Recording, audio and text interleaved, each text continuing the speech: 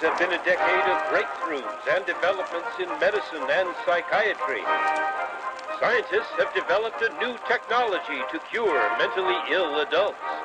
With the use of electroshocks, the minds of sick patients are being wiped clean, giving them a fresh start. On this blank slate, physicians then imprint a new, healthy personality.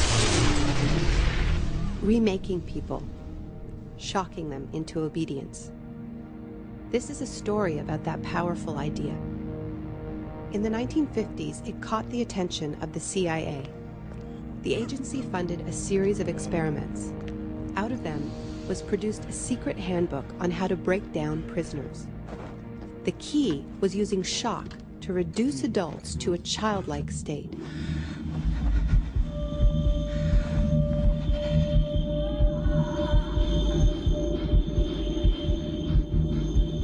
It's a fundamental hypothesis of this handbook that these techniques are in essence methods of inducing regression of the personality.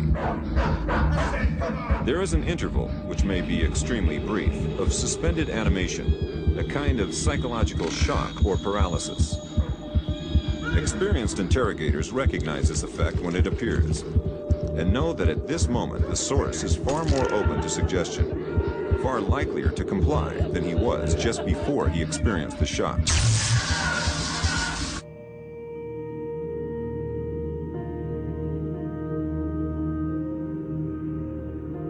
But these techniques don't only work on individuals. They can work on whole societies. A collective trauma, a war, a coup, a natural disaster, a terrorist attack puts us all into a state of shock.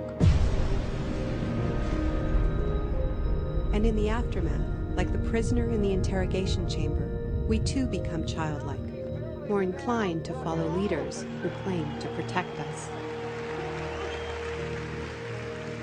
One person who understood this phenomenon early on was the most famous economist of our era, Milton Friedman.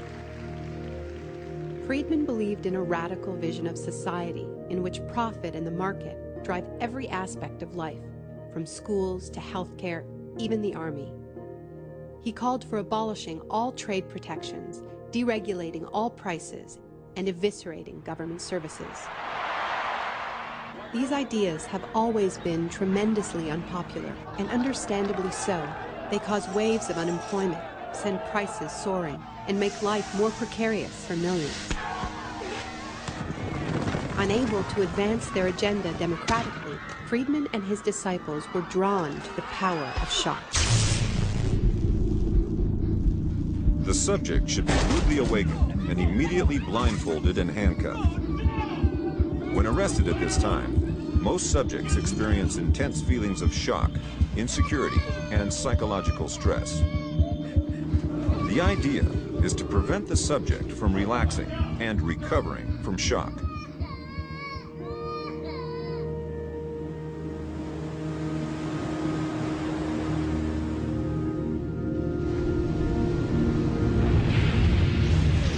Friedman understood that just as prisoners are softened up for interrogation by the shock of their capture, massive disasters could serve to soften us up for his radical free market crusade. He advised politicians that immediately after a crisis, they should push through all the painful policies at once before people could regain their footing. He called this method economic shock treatment. I call it the shock doctrine. Take a second look at the iconic events of our era, and behind many, you will find its logic at work. This is the secret history of the free market. It wasn't born in freedom and democracy. It was born in shock.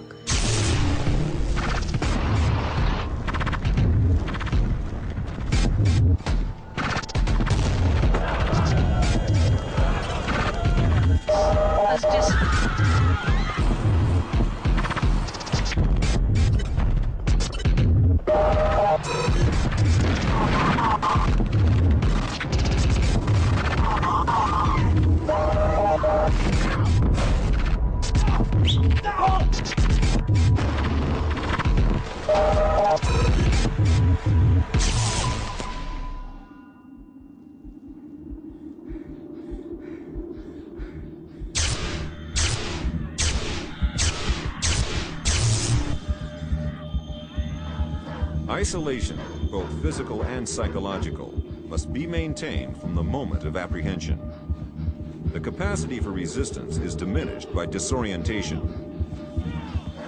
Prisoners should maintain silence at all times. They should never be allowed to speak to each other.